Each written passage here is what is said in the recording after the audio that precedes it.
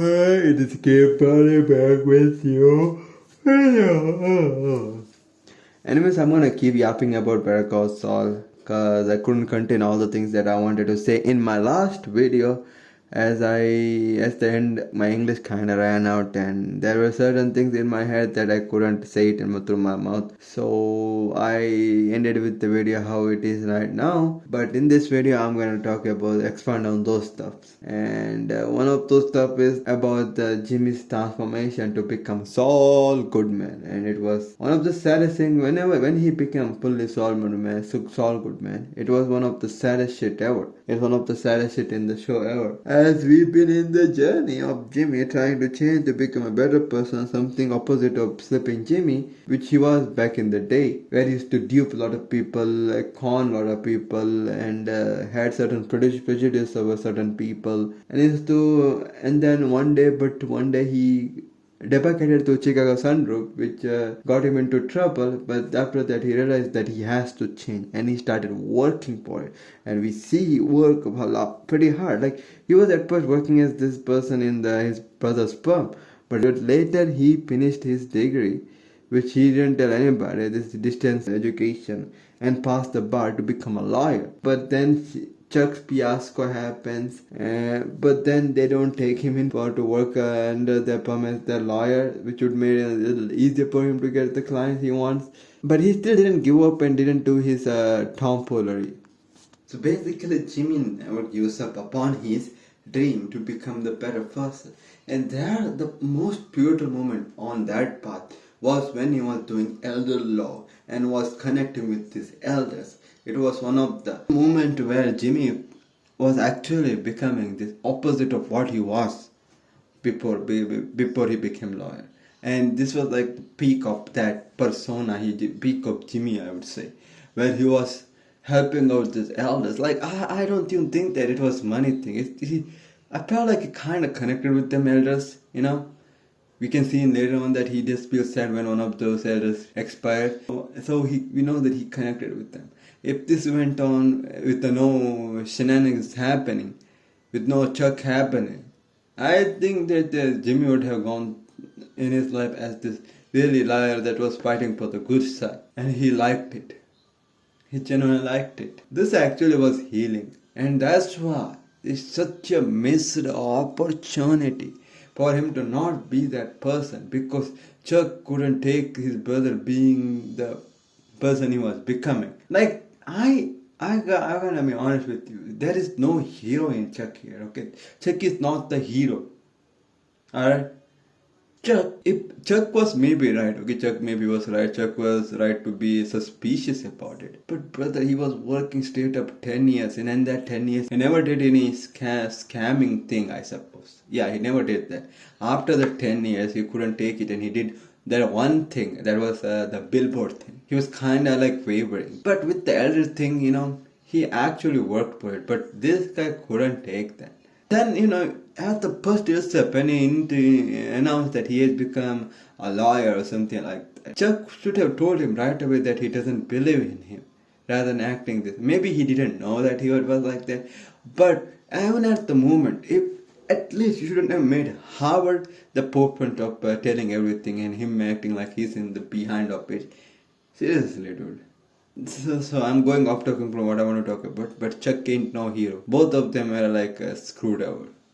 Both of them broken character, if you have to say. But when he was broken, Jimmy was healing. Alright? I believe that. That's what such a sad thing to happen. The other half, what happens with him going for instigating, where at first they wanted this aura, they wanted him to talk about how he felt about his brother's demise.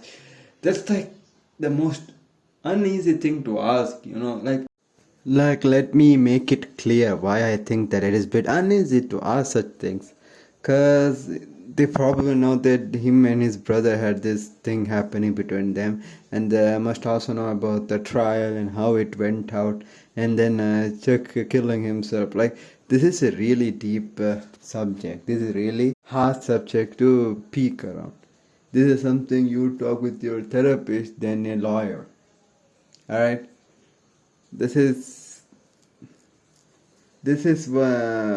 Like, it's not even just that, oh, he broke into his brother's house and they want to talk about that. It's more than that. Lot more things happen than that.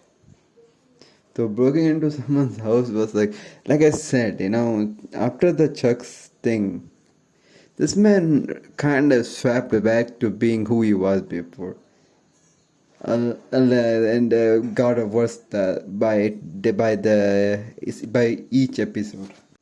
But anyways, as I was saying, these kind of matters are like, because it's hard to talk about, because there's no whole fiasco between Chuck and Jimmy, and more than just breaking into the house and Chuck killing himself. So it's a pretty sensitive topic to talk about, and that too with an interviewer, with the lawyer who is interviewing you. So if you're worried about him breaking into the house or mental state or anything like that, you could have just made him work under someone's supervision or have a therapist as an investigator,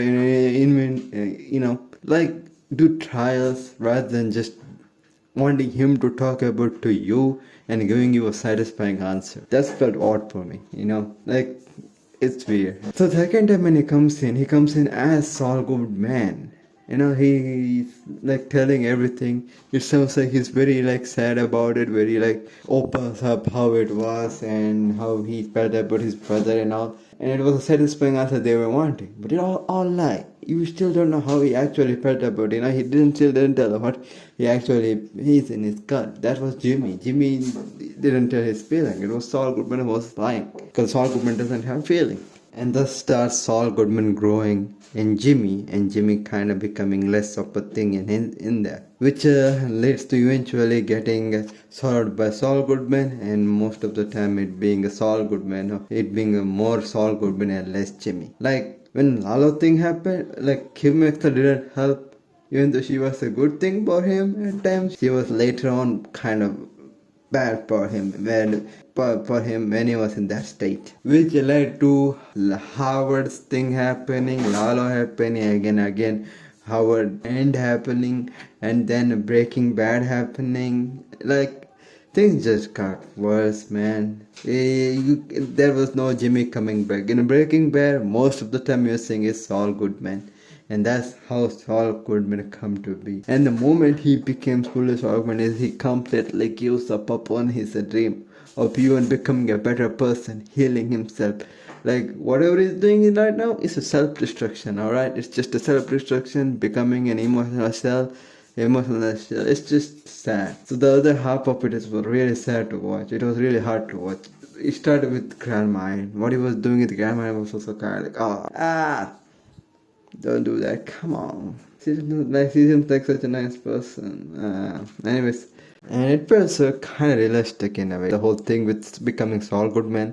Because people tend to do that if they have an experience bad things. Like, okay, I have to do something. Like, I don't want to experience like this. What should I do? I should completely disregard such emotion. I should completely discard myself.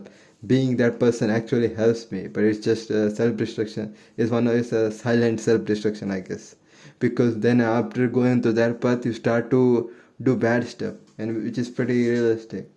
Because I guess that's how a bad person or a villain or evil person is made, and I guess it was a hard show, man. It was a hard show, and hard to watch later on.